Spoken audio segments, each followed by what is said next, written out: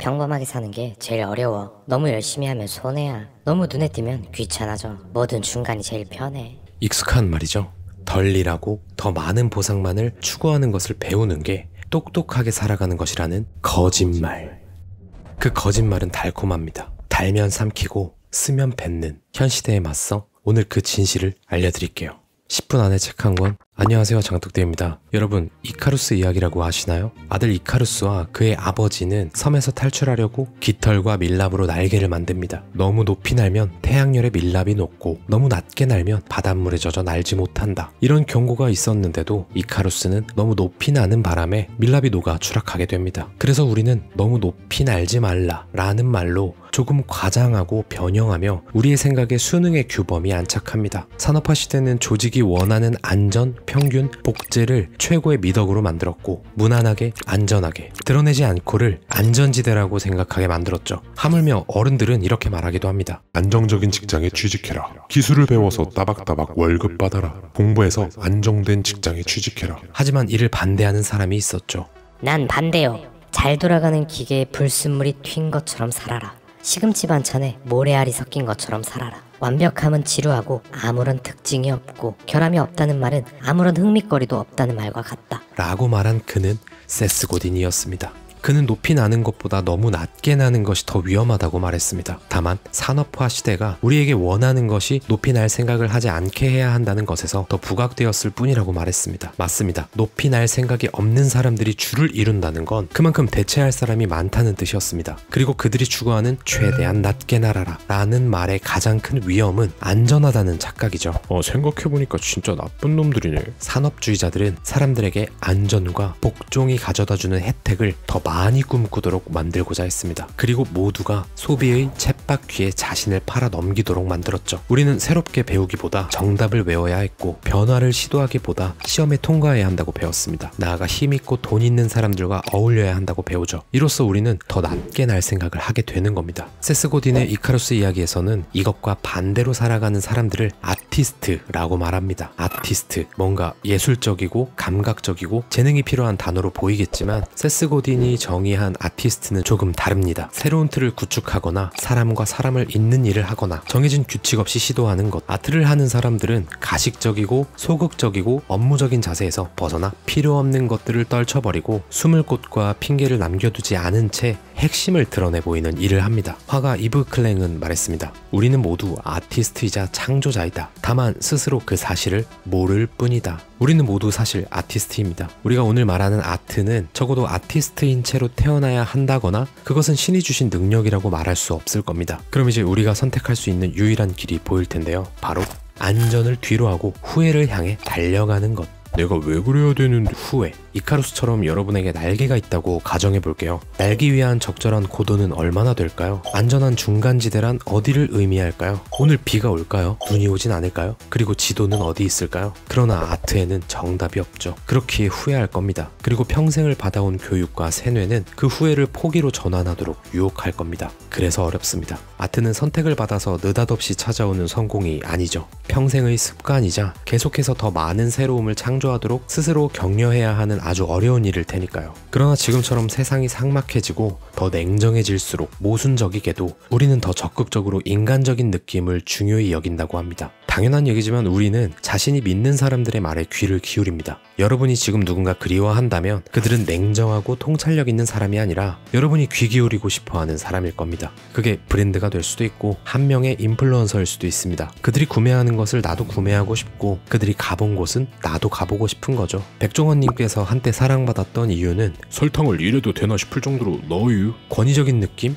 전문가스러움보다 친근하죠. 물론 지금은 조금 이슈가 있습니다만 아무튼 사람들은 이제 예전처럼 산업을 숭배하기보다 인간적인 면모를 더 높이 평가하고 있습니다. 어떤 브랜드에서 가격 할인을 하는 것도 매력적이겠지만 그런 1차원적인 구매 욕구는 현 시대 소비자를 이끌지 못하죠. 그보다는 전혀 할인하지 않더라도 내가 좋아하는 인플루언서가 먹는 것, 입는 것, 좋아하는 것, 취미까지도 따라하게 됩니다. 제가 동료들에게 개개인이 인플루언서가 되었으면 좋겠다고 늘상 얘기하는 것도 이런 이유에서입니다. 기존의 경제가 확장 불가능한 육체 노동의 성실함을 기반으로 성장했다면 오늘날의 경제는 아트를 기반으로 한다는 거죠. 신뢰와 리더십 그리고 연결이라는 자산은 자신만의 아트를 만들어내는 힘든 과정을 통해서만 얻을 수 있습니다. 그럼 팔로우랑 구독자만 모으면 된다는 건가? 여러분이 얼마나 많은 친구를 두고 있고 얼마나 많은 팔로워와 구독자를 보유했는지는 별로 중요하지 않습니다. 참된 친구도 아니고 진정한 추종자도 아닐 테니까요. 우리가 관심을 가져야 하는 부분은 이것 하나뿐입니다. 여러분이 지금 그 자리로 돌아오지 않을 때 과연 얼마나 많은 이들이 그리워할 것인가? 아트라고 하니까 조금 추상적이죠. 그러나 아트는 생각보다 단순합니다. 적어도 아주 작은 부분이나마 어떤 식으로든 세상을 바꾸는 것이죠. 그리고 나눌 수 있어야 합니다. 나누지 못하면 아트가 아니라고 합니다. 위험이 없어도 아트가 아닙니다. 아무것도 이룰 수 없는 척하며 월급날만 기다리는 인생이 지겹다는 것을 우리는 눈치채야 합니다. 그리고 그런 여러분은 직장을 다니더라도 월급날을 기다리지 않더라도 더 많은 연봉을 받게 될 가능성이 높아질 겁니다. 산업적인 사고방식이 얼마나 위력이 강한지 한번 볼까요? 여러분이 유튜브를 보거나 홍보물 혹은 신제품 상자를 보고 있는데 이렇게 말하는 겁니다. 맞춤법 틀렸다. 헤헤헤 바보. 이렇게 지적하는 사람들이 있는데요. 물론 맞춤법은 중요합니다. 하지만 더 중요한 게 있습니다. 앞서 말한 사람들은 대개 영감이 아니라 복종을 따르는 사람인데요. 여러분이 보고 있는 그것이 외치는 바가 무엇인지를 알려 하기보다 정해진 규칙에서 벗어난 것은 없는지 틀린 것은 없는지를 우선하는 겁니다. 콘텐츠, 홍보물, 상품을 제대로 봐야 하는데 철자감독관을 자처하는 격이죠. 우리가 양식당을 방문한다고 가정해 볼게요. 어떤 사람을 대접하는 자리일 수도 있고 혹은 사랑하는 사람과의 식사 자리일 수도 있습니다. 샐러드 포크가 바깥쪽, 메인 포크가 안쪽으로 둬야 해요. 왼쪽은 빵, 포크 드시고요. 오른쪽은 잔이랑 나이프예요. 잘 안 다니셨나 보다. 이런 사람은 비즈니스도 사랑도 독차지할 수 없겠죠. 정확함은 당연히 필요하지만 그보다 더 중요한 건 개념입니다. 다시 우리는 산업가들에게 거래를 제안받았습니다. 자신들의 무리에 들어와서 고독을 잊으라고, 꼬박꼬박 나오는 월급으로 불안을 떨쳐버리라고, 거창한 꿈을 포기하고 보호받으라고. 다만 마지막 한마디는 빼놓고 말이죠. 그 대가로 인간성을 포기해야 한다.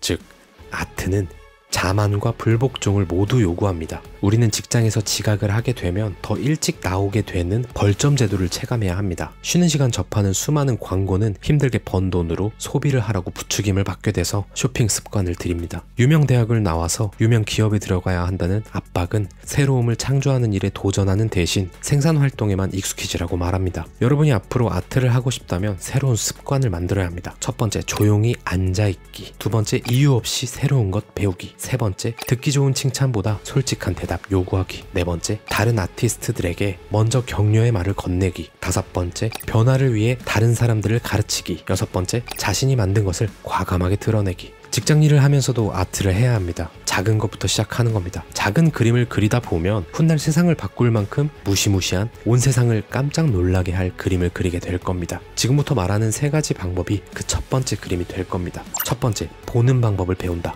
선입견과 두려움은 세상을 있는 그대로 보지 못하게 합니다. 내가 가진 렌즈 말고 있는 그대로 보는 거죠. 혹시 내가 있는 그대로 보고 결과가 좋지 않더라도 그런 착오가 시장의 근본적인 수요, 성공과 실패를 결정하는 요소를 이해하게 해줄 겁니다. 있는 그대로 본다는 것은 기회를 볼 수 있고 고통과 마주하고 무엇보다 중요한 아무것도 시도하지 않을 때 따르는 위험을 볼 수 있게 됩니다. 두 번째, 만드는 방법을 배운다. 타이포그래피 기술을 배우면 활자가 달리 보이고, 영상 편집을 배우면 영상 제작자들의 기술이 눈에 들어오고, 스피치를 배우면 다른 사람의 강의나 연설이 다르게 들리는 것처럼 뭔가를 만드는 방법을 배우면 구경꾼에서 참여자로 시스템에 의존하는 존재에서 시스템 운영에 참여하는 존재로 변하는 거죠. 그러나 산업사회에 매료된 우리 어른들은 그림을 그리는 아이에게 선 밖으로 칠하지 마라. 바깥이 더러우니까 집에서 TV 시청이나 해라. 고치느니 새로 사라. 산업경제에서는 소수가 만들고 대다수는 그냥 구경만 합니다. 반면 연결경제에서는 다른 사람들이 만든 것을 소비하지만 돌아서서 그들이 소비할 물건을 만드는 겁니다. 제가 예전 영상에서도 말한 바 있듯 경기장에서 11명의 선수가 뛴다면 관람석에는 8만 명이 응원합니다. 관객은 구경하기 위해 돈을 냅니다. 선수들은 진정으로 살아 숨쉬며 경기를 만듭니다. 저는 내부 외부 모두에서 이런 질문을 자주 받는데요. 어떤 편집 프로그램을 쓰세요? 아이디어는 어디서 발췌하시나요?